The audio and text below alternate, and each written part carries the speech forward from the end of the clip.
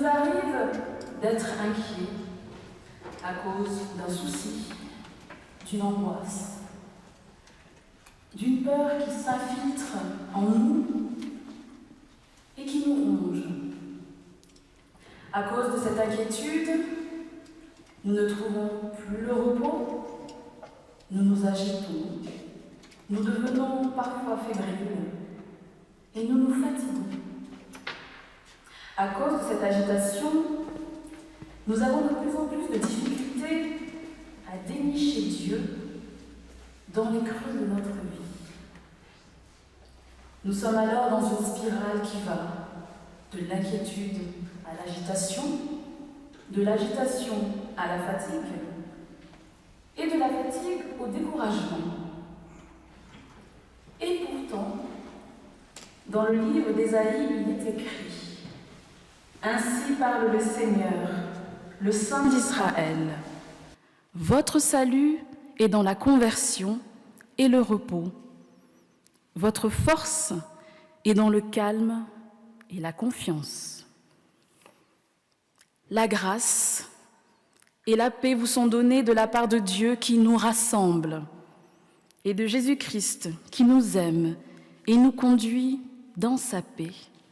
Amen. »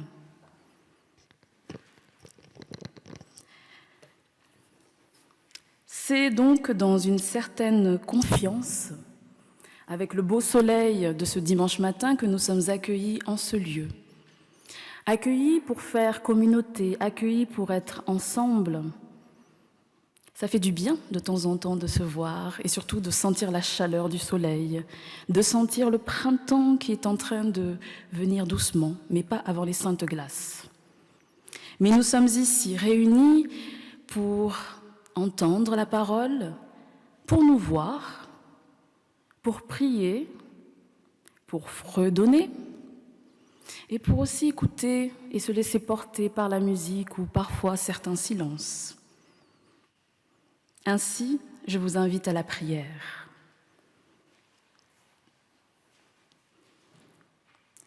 Nous sommes rassemblés ce matin à l'écoute de la parole de Dieu.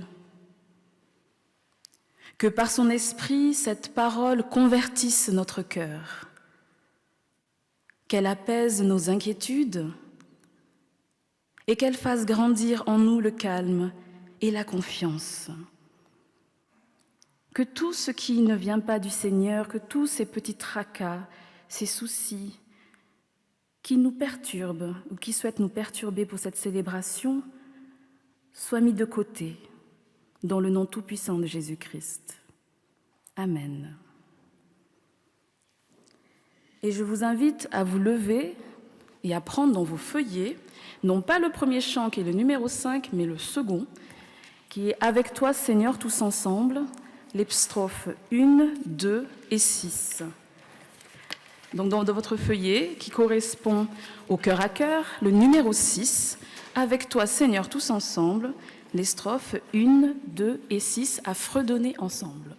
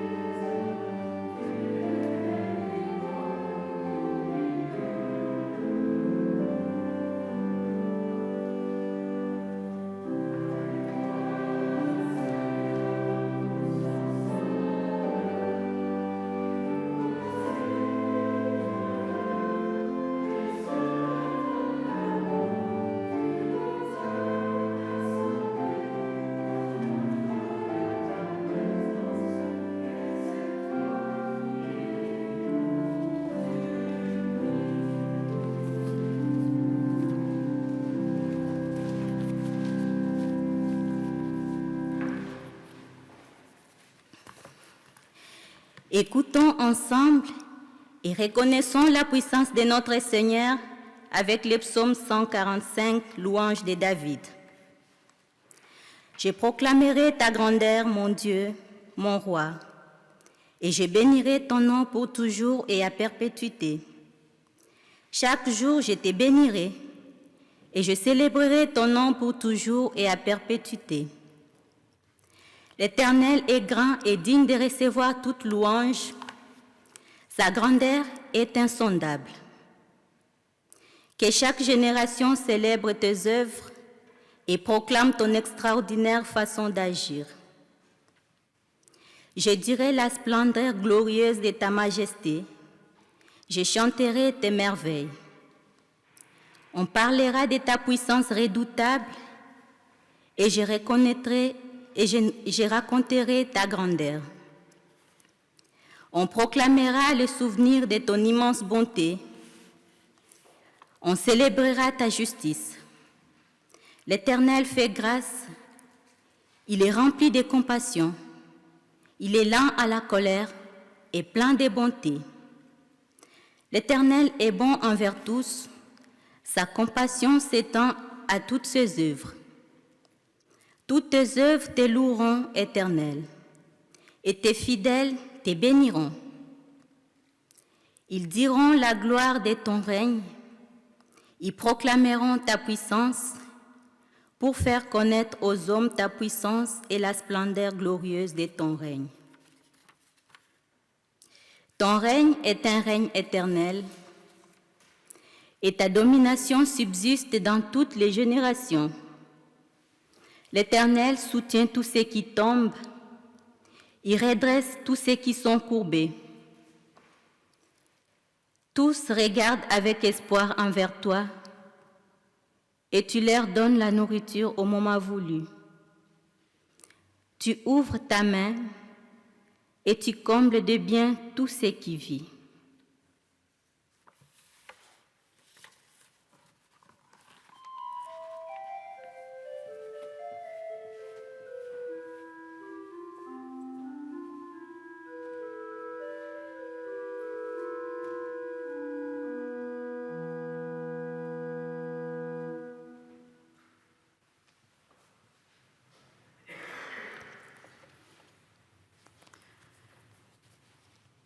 Écoutons la loi que Dieu nous donne. Brise les chaînes injustes, délivre ceux qu'on opprime et mets fin à tout esclavage. Partage ton pain avec celui qui a faim, préoccupe-toi du malheureux sans abri et ne te détourne pas de ton prochain. Cette loi de Dieu nous conduit à reconnaître nos manquements, nos défaillances, lorsque nous ratons la cible, c'est-à-dire tout simplement notre péché. Je vous invite à la prière.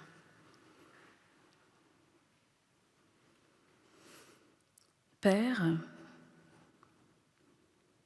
nous voulons te dire notre désarroi devant la souffrance du monde et reconnaître notre responsabilité, à notre échelle bien sûr, mais notre part. Car notre manière de vivre ne transforme pas ce monde. Pardonne-nous d'agir comme des égoïstes et de ne pas vraiment aimer notre prochain. Pardonne-nous parce que nous aimons si mal. Nous attendons toujours tes services, mais nous ne sommes pas aptes à rendre service à notre tour. Pardonne-nous d'oublier que notre vrai bonheur, c'est de t'aimer et de te servir.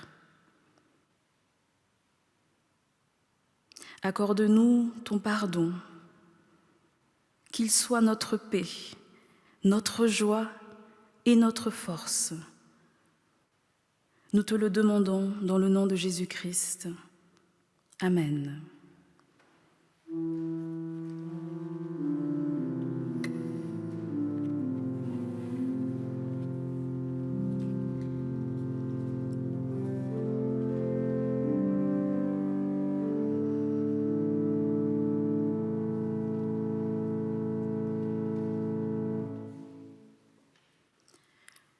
qui est amour entend la confession de notre cœur. Par Jésus-Christ, notre péché nous est pardonné. Par le Saint-Esprit, la puissance de vie nouvelle nous est accordée. Que Dieu nous mette au cœur l'assurance de son pardon et qu'il nous donne de marcher dans son royaume. Levons-nous dans l'assurance que le Père nous aime et qu'il nous pardonne, que chaque jour nous pouvons agir différemment, nouvellement, renouvelés avec lui. Levons-nous et fredonnons notre reconnaissance avec le cantique 22 du psaume cantique, le numéro 22, « Ô Seigneur, ta fidélité », les strophes 1, 2 et 3, donc en entier.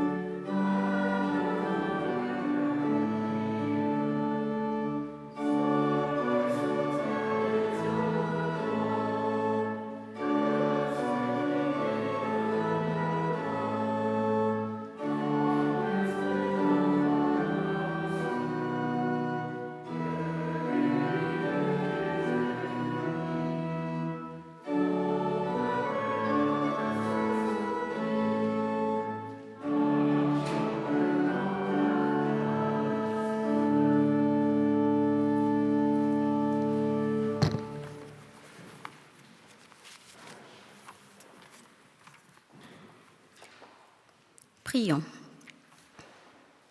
Tu nous invites à être saints comme tu es saint.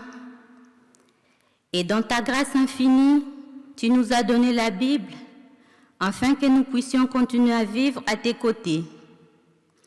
Accorde-nous ton esprit en ces matins et aide-nous à comprendre le message que tu nous as pour nous. Amen.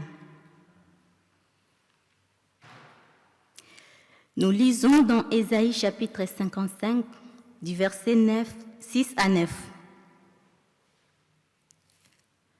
Cherchez l'Éternel pendant qu'il se trouve, invoquez-le tandis qu'il est prêt.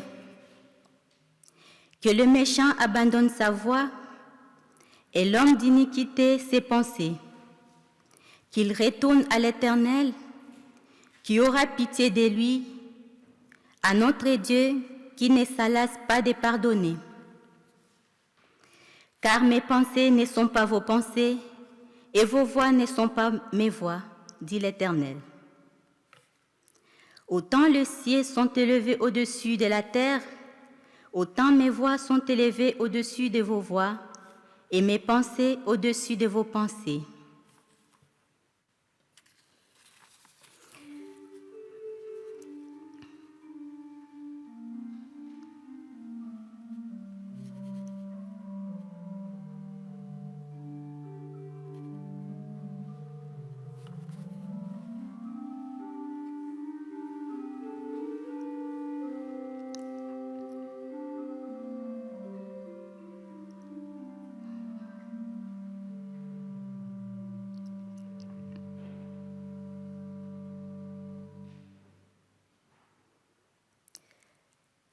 L'évangile de Matthieu au chapitre 20, du verset 1 à 16.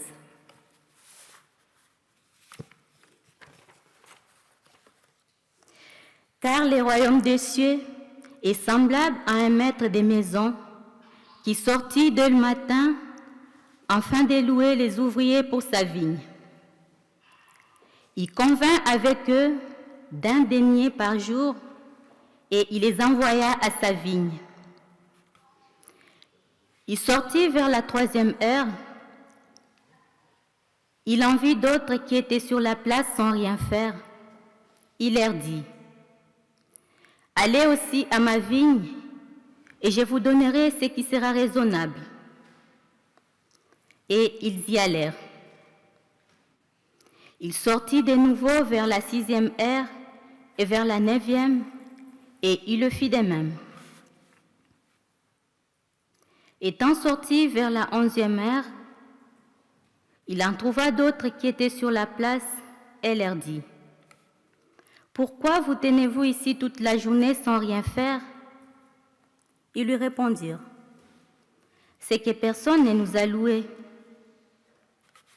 « Allez aussi à ma vigne, dit-il. » Quand le soir fut venu, le maître de la vigne dit à son intendant, « Appelle les ouvriers et paye-leur les salaires en allant des derniers aux premiers. » Ceux de la 11e heure virent et reçurent chacun un denier.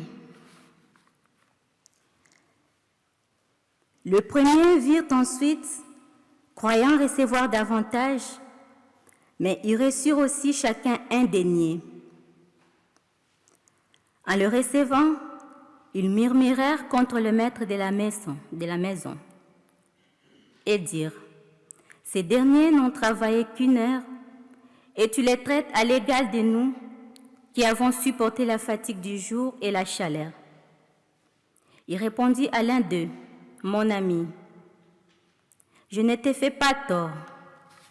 N'es-tu pas convenu avec moi d'un denier? Prends ce qui te revient et va-t'en. Je vais donner à ces derniers autant qu'à toi. Ne m'est-il pas permis de faire de mon bien ce que je veux? Ou vois-tu de mauvais œil que je sois bon? Ainsi, les derniers seront les premiers, et les premiers seront les derniers.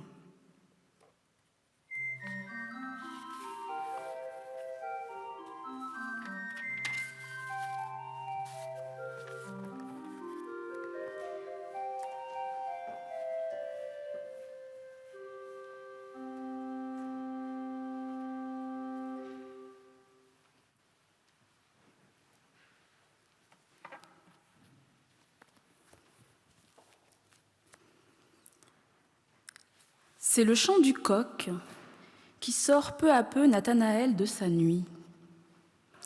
Il avait bien entendu la maison s'activer et l'odeur du feu crépitait au loin, mais il était si bien au chaud dans son couchage.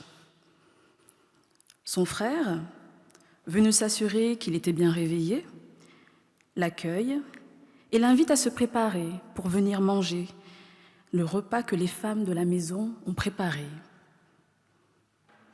Ce matin-là, il ne fait pas vraiment attention aux discussions parce que ses frères et tous les autres membres de sa famille s'agitent. En passant le pas de sa maison, il sent le froid lui glacer le visage, ainsi que le corps.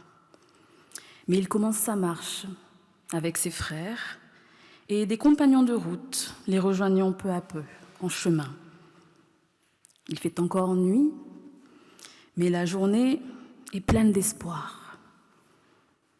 Oui, avec ses compagnons de route, ils espèrent pouvoir trouver du travail et pouvoir ramener quelque chose à la maison. Les hommes qui l'accompagnent sont eux aussi très confiants. Ils sont sûrs qu'ils trouveront du travail, parce qu'après tout, ils se sont levés de bon matin. Il y a bien quelqu'un qui va les embaucher. En effet, depuis la veille, ils se préparent, ils se motivent ensemble pour se lever de bon matin, pour pouvoir optimiser les choses. En arrivant peu à peu sur la place, les hommes aperçoivent que cette idée n'était pas les seuls à l'avoir eue. Des petits groupes se forment et s'observent les uns les autres. On peut sentir une certaine tension monter. Les hommes sont nombreux sur cette place ce jour-là, même de bon matin. Mais peut-être qu'il n'y aura pas assez de travail pour tout le monde. Les pensées de Nathanaël, les encouragements de ses compagnons sont coupés par la présence d'un homme parmi eux. Il ne ressemble pas aux autres. Non, d'habitude, les employeurs sont accompagnés d'une ou de plusieurs aides pour engager les hommes, pour négocier aussi le salaire. Mais cet homme-là passe de groupe en groupe, observe et semble avoir arrêté son regard sur lui. L'homme se dirige effectivement vers lui et son groupe. Ainsi venu à sa rencontre, il se place au milieu. Oui, effectivement, cet homme cherche à employer des gens pour travailler à sa vigne. Quelle aubaine! Un des frères de Nathanaël, avec d'autres hommes expérimentés, sont en train de convenir de la somme de la paye. 1 denier, soit 1 pièce d'argent pour une journée de travail. Nathanaël pense que pour une journée de travail, c'est un bon salaire.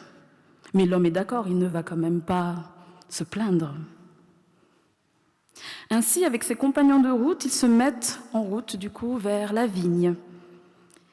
En arrivant sur place, la vigne est immense, un domaine titanesque.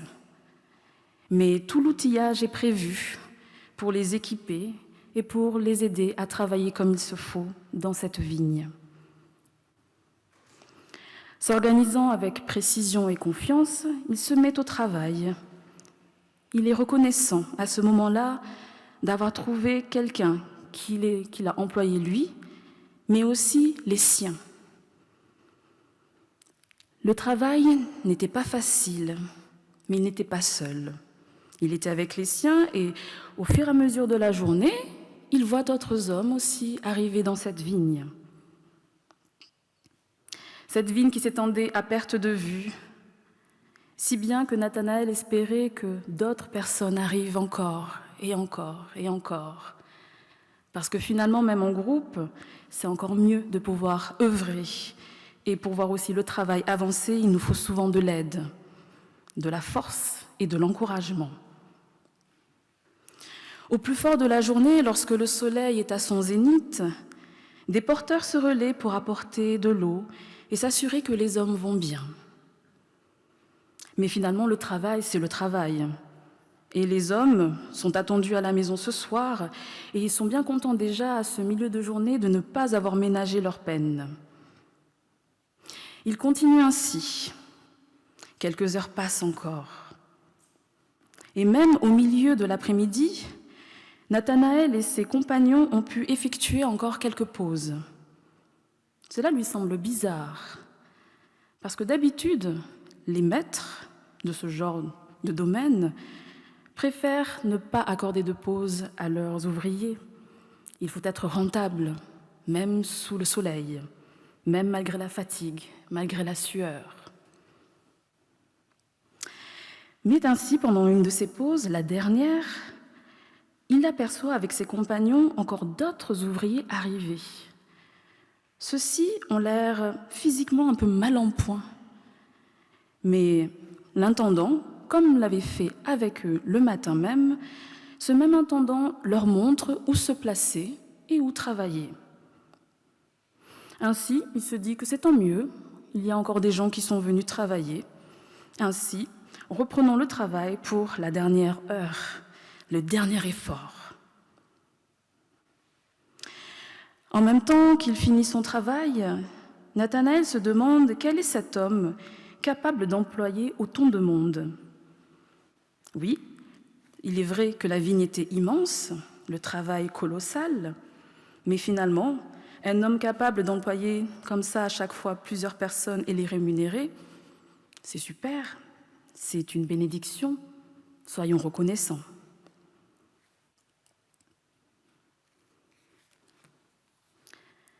La sonnerie, un son se fait entendre. La fin de la journée est annoncée. Le labeur est terminé. Tout le monde semble content. Une bonne fatigue, une fatigue harassante, mais une fatigue en fait de travailleur accompli et content d'avoir effectué sa journée. En redescendant des vignes vers le poste où le salaire sera donné, une file se fait. Ainsi, une longue file d'hommes se met en place devant un homme près d'une table, et non loin de lui se trouve effectivement le maître qui observe la scène. Le visage du maître est paisible, son regard confiant, et un petit sourire justement de satisfaction se lit sur son visage. La file avance peu à peu, et l'un des compagnons du groupe va chercher encore une fois de l'eau et revient avec une certaine petite malice. Il chuchote à ses compagnons que les derniers qui sont arrivés obtiennent une pièce.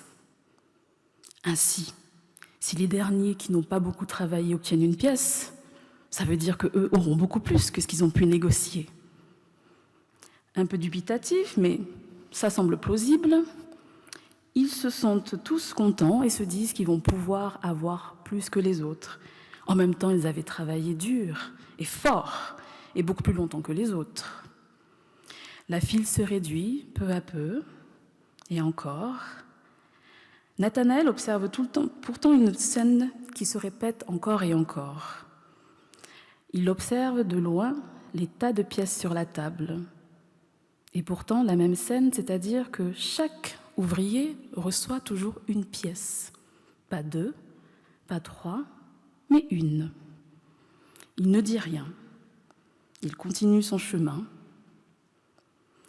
Arrivé à son tour, lui qui est le premier des derniers, ou les derniers plutôt des premiers, il reçoit une pièce. Il l'observe dans sa main. Aucune rancune, c'est juste qu'il était reconnaissant. Cette pièce symbolisait tout l'effort qu'il a subi cette journée-là. Le réveil du matin, le repas, être avec les siens. Cette pièce symbolisait justement que tout cela valait la peine. En plus, durant ce travail, d'autres hommes étaient arrivés. Mais il a eu ce qui avait été convenu. Pendant qu'il continuait à regarder sa pièce et en marchant pour aller prendre ses affaires, il entend derrière lui des hurlements, des grondements. Il se retourne et observe l'un de ses compagnons justement râler, et hurler auprès de l'intendant. Mais comment ça se fait que nous ayons une pièce? Nous étions là avant, nous étions là les premiers. Pourquoi on a le même salaire que les autres? Eux, ils sont arrivés les derniers. Nous méritons beaucoup plus. Le maître, se tenant là, entend justement l'agitation et s'approche. Il vient vers les ouvriers et leur demande ce qui se passe. Pendant que ceux-ci discutent de façon assez criarde, il voit de l'autre côté quelques ouvriers qui étaient restés. Ces ouvriers aussi étaient en colère et très blessés. De quoi se mêlent-ils? Nous aussi, nous méritions en fait un salaire. Certes, nous n'avons pas été employés dès les premières heures, mais nous sommes valables, nous avons fait notre part. Nous aussi, nous avons droit à ce salaire et nous sommes reconnaissants. Pourquoi agissent-ils comme ça? Qu'ont-ils contre nous? Nathanaël, se trouvant au milieu de ces deux scènes, comprend un parti puis l'autre. Et en même temps, il entend le maître rappeler une chose, la négociation du matin, la promesse faite qui a été tenue, une pièce d'argent pour une journée de travail. Oui, il parlait de bonté aussi, comme quoi il était chez lui, il avait le droit de faire ce qu'il voulait. Ce qui avait été dit et annoncé s'est révélé être juste. Alors peut-être pas pour eux, mais qu'il ne fallait pas regarder les autres, mais regarder ce que eux aussi avaient accompli. La grande générale se calme un petit peu. L'intendant donne les pièces aux hommes et ceux-ci repartent. Pourquoi un tel traitement entre eux et les autres? Voilà encore que certains, sur le chemin du retour, grondaient et pestaient encore, pendant que certains étaient un peu plus taiseux, avaient compris ce qu'il se passait. Ainsi, Nathanaël, témoin de cette scène, n'aura de cesse d'y penser sur le chemin du retour, mais aussi le soir, avant de se coucher. Sur le chemin du retour, pour rejoindre également les siens, l'intendant de la vigne repense aussi à sa journée. Il avait été le premier témoin du dur labeur des hommes dans la vigne. C'est lui qui avait compté aussi les arrivées et préparé les pièces qu'il devait préparer selon la volonté du maître. Lui, ce qu'il avait attendu toute la journée, c'était la rencontre, le face-à-face avec les ouvriers. Parce que c'est lui qui les avait accueillis, qui avait marché avec eux et qui leur avait montré et indiqué la place où être pour travailler. Il les avait vus arriver, se donner. Et c'est lui également qui avait vu encore les autres ouvriers arriver peu à peu. Oui, il avait pu les observer. Et il a vu la peine que certains avaient eue le matin, mais aussi sous le soleil. Il les a vus entre eux se motiver, s'épauler, s'encourager pour certains, et il en a même entendu certains chanter. L'intendant, oui, préférait ce temps, ce moment du face-à-face à la fin de la journée, où c'est lui qui accueillait les visages fermés, les visages fatigués des travailleurs, en les félicitant, en les accueillant et en leur donnant leur salaire. Certains regards, en plus, étaient baignés de larmes de reconnaissance. Oui, c'est vrai que le maître fait des choses bizarres, et souvent que les gens ne comprennent pas, et lui-même d'ailleurs. Et pourtant, il sait une chose, c'est que son maître fait les choses dans un but bien précis. Il est relié à lui d'une certaine manière, mais pourtant, il lui fait pleinement confiance. C'est lui qui est un exécutant, certes, mais il est aussi le premier témoin de la volonté de son maître qui fait ce qu'il veut, mais il voit aussi toutes les bénédictions qui en ressortent. Alors, peut-être que le maître a fait une erreur, peut-être qu'il aurait dû commencer effectivement par les premiers arrivés pour éviter la colère, justement, et la jalousie. Mais bon, Autant commencer par ceux qui venaient d'arriver pour permettre peut-être aux premiers de se reposer. Ce qui est sûr, c'est que le maître, face à la gronde, ne s'est pas échappé. Il a tenu tête, il s'est présenté. Il a accueilli la colère des ouvriers. Il s'est avancé vers eux, il a fait un pas pour écouter leur colère, pour recevoir leur misère, mais aussi assumer sa décision. Car de lui émane et émane toujours une autorité, une puissance, un charisme, mais aussi une sagesse déconcertante. Le maître était chez lui, et c'est lui qui avait engagé les hommes. Étant chez lui dans son domaine, il fait ce qu'il veut de son argent, et même du temps. Ces hommes avaient été engagés à travailler dans ces vignes pour une belle somme en plus. Alors peut-être effectivement que l'or n'était pas bon, mais après tout, c'est comme ça qu'il a toujours fait et c'est comme ça qu'il faut faire. On peut comprendre aussi les fantasmes des ouvriers qui ont vu, qui ont regardé avec envie ce qui se passait. Mais c'est peut-être ça le souci, le regard, la comparaison avec les autres. C'est ça qui a animé la colère, l'envie, ou justement l'incompréhension, le sentiment d'injustice. Alors que la paix convenue que lui-même avait préparée avec attention avait été décidée depuis le début. Et finalement, le fait de donner une pièce à chacun, ça n'enlève en rien le travail accompli, ni la valeur des hommes. Il s'attendait à un traitement de faveur. C'est bien mal connaître le maître. Oui, l'intendant voit comment le maître agit et il voit souvent comment les gens peuvent être injustes envers lui. Mais il est aussi là et il voit les regards de reconnaissance.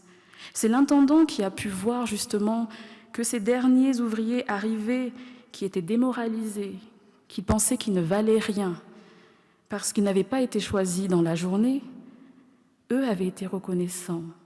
Et ils étaient surpris aussi de cette pièce donnée, mais ils l'ont acceptée. Après, la suite, on peut se demander si le lendemain, les mêmes reviendront ou pas, si certains seront employés dès les premières heures ou pas. Mais ce qui est sûr, c'est que dans cette histoire, dont je vous ai donné une certaine interprétation, la vigne correspond parfois au royaume de Dieu, mais aussi à la foi des croyants ou du monde. Le maître du domaine, le viticole, c'est Dieu. Et les ouvriers, finalement, ce sont les hommes et les femmes de tout âge. La parabole signifie que pour Dieu, toute personne, homme, femme, quel que soit son âge et son expérience, tout humain a la même valeur, une pièce. Un denier dans certaines versions, une pièce d'argent, c'était une pièce de valeur. Ce n'était pas rien. Et à ses yeux, ce qui compte, ce n'est pas le fait d'être arrivé tôt ou tardivement dans leurs existences. Dans l'économie de Dieu, dans l'économie du royaume, la foi du croyant n'est pas rétribuée par sa durée, mais par le fait d'être présent avec le Père, avec le Maître. Amen.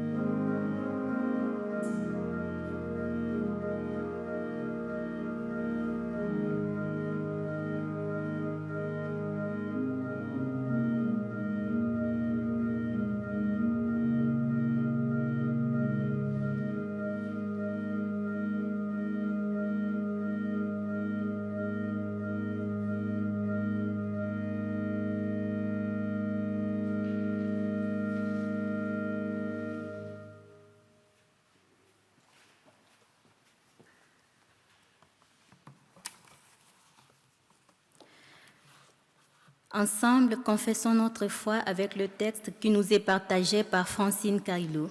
Le texte se trouve dans le feuillet.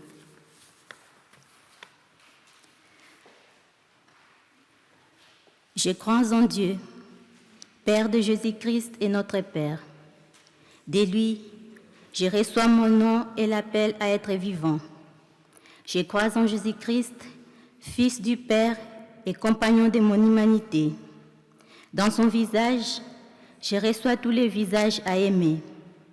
Je crois en l'Esprit Saint, respiration de tendresse entre le Père et le Fils. De lui, je reçois le souffle qui fait respirer ma vie jour après jour. Je crois l'Église, corps du Christ pour le monde, une dans son fondement, pluriel dans ses manifestations. D'elle, je reçois avec mes sœurs et mes frères des baptêmes, l'élan de vivre à la suite du crucifié ressuscité.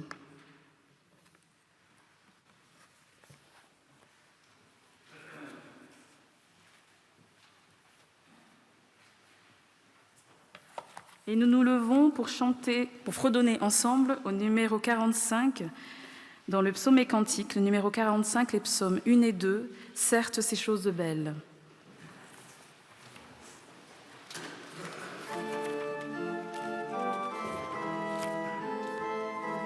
Qui est à la fin du feuillet.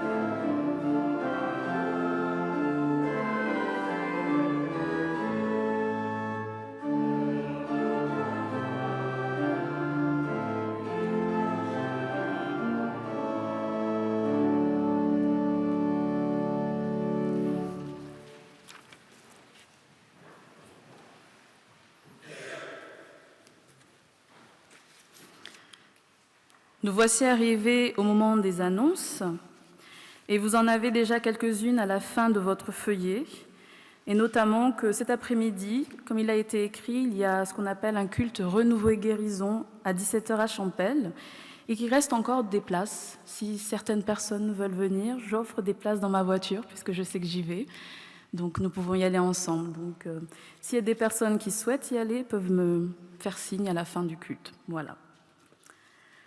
Est-ce qu'il y a d'autres nouvelles, hormis celles écrites? Non, d'accord. Alors, évidemment, je pense que vous l'avez compris, le camp d'Elboden a été du coup annulé, parce que normalement, c'est le culte de rentrée des vacances, toujours. C'est toute l'équipe et tous les participants du camp, en fait, qui, normalement, animent la célébration. Mais en tout cas, ils sont en pensée avec vous. Ils ont pu partir de leur côté, chacun, un petit peu au ski, du coup, donc ils profitent actuellement. Voilà.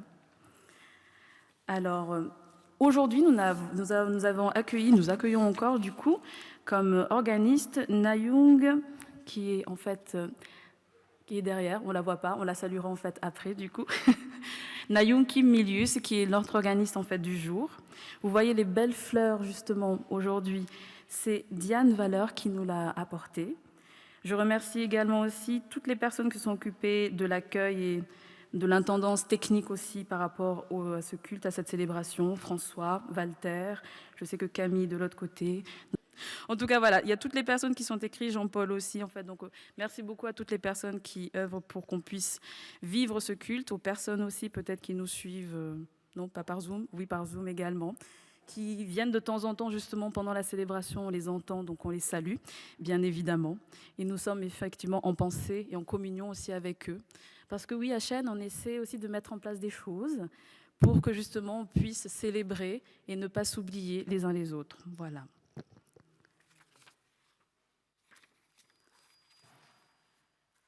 L'offrande sera prise en fait à la sortie du culte, donc vous pouvez préparer déjà en fait ce que vous souhaitez donner, la pièce, le billet, vous choisissez.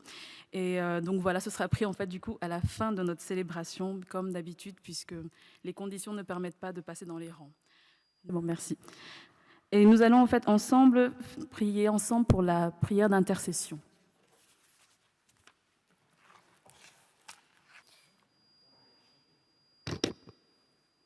Prions. Seigneur Dieu, tu nous donnes vie à tout être, tu fais grâce à tout humain et tu conduis le monde vers son accomplissement dans ton royaume. Nous t'adorons et nous te bénissons. Accueille en ces jours le prière que tu nous présentes dans la communion de tous les chrétiens. Nous te prions pour l'Église dans le monde entier. Donne-lui de grandir dans la vérité de ta parole et dans la charité réelle et concrète.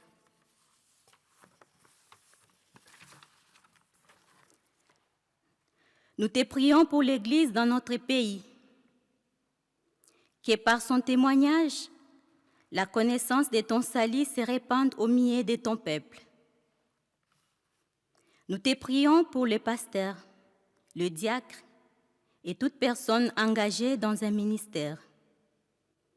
Que leurs paroles et leurs exemples soient efficaces pour convaincre et convertir les hommes, les femmes et les enfants. Nous te prions pour nos familles et nos proches. Viens habiter nos maisons pour y sanctifier notre vie et bénir nos relations mutuelles. Nous te prions pour notre pays. Accorde à nos autorités comme à nous-mêmes de chercher en toutes choses ce qui unit dans la justice et dans la paix. Nous te prions pour toutes les nations. Soutiens-les, courage des hommes et femmes qui travaillent à promouvoir la paix entre le peuple. Nous confions à ta miséricorde tous ceux qui souffrent. Oui, Seigneur, viens en aide aux malades, à celles et ceux qui se sentent seuls et abandonnés. Viens en aide aux populations démunies qui connaissent la famine, l'isolation et l'indifférence. Viens en aide aux peuples victimes de la tyrannie ou de la guerre. Réponds à la prière de tous ceux qui n'ont d'autre espérance que toi, et c'est quel que soit leur âge. Oui, Seigneur, entends les prières que nous élevons vers toi dans le silence de notre cœur.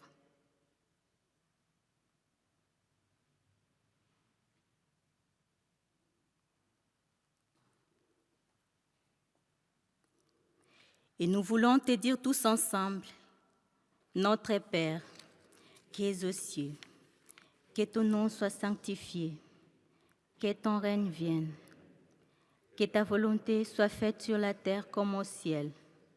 Donnez-nous aujourd'hui notre pain de ce jour. Pardonnez-nous nos offenses, comme nous pardonnons aussi à ceux qui nous ont offensés. Et ne nous laisse pas entrer en tentation, mais délivre-nous du mal. Car c'est à toi qu'appartiennent le règne, la puissance et la gloire, au siècle des siècles. Amen.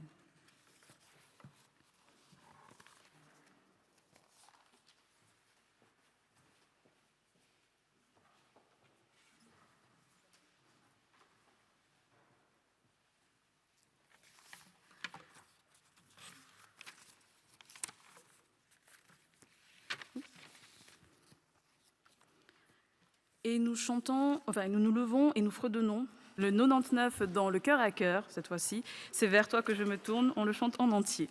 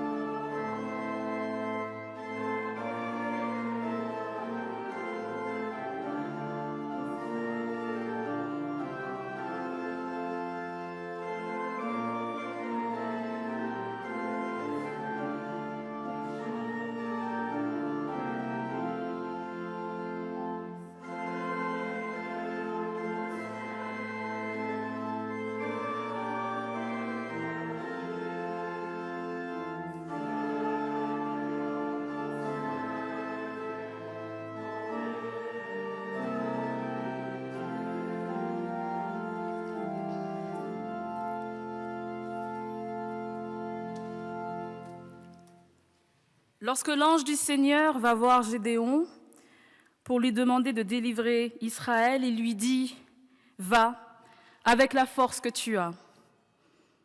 C'est comme le fils d'un roi qui est séparé de son père par une distance de 100 jours de marche. Ses amis lui disent « Retourne auprès de ton père ». Mais il leur répond « Je ne peux pas, je n'en ai pas la force ». Alors son père lui envoie dire « Fais comme tu peux, marche selon ta force, et moi je viendrai, je ferai le reste du chemin pour arriver jusqu'à toi. Va avec la force que tu as, deviens un témoin de foi, ne regarde pas les épreuves de demain à partir des seules forces de tes mains. Dieu renouvelle sa grâce chaque matin. Il calme tes angoisses, partage ton chemin. Amen.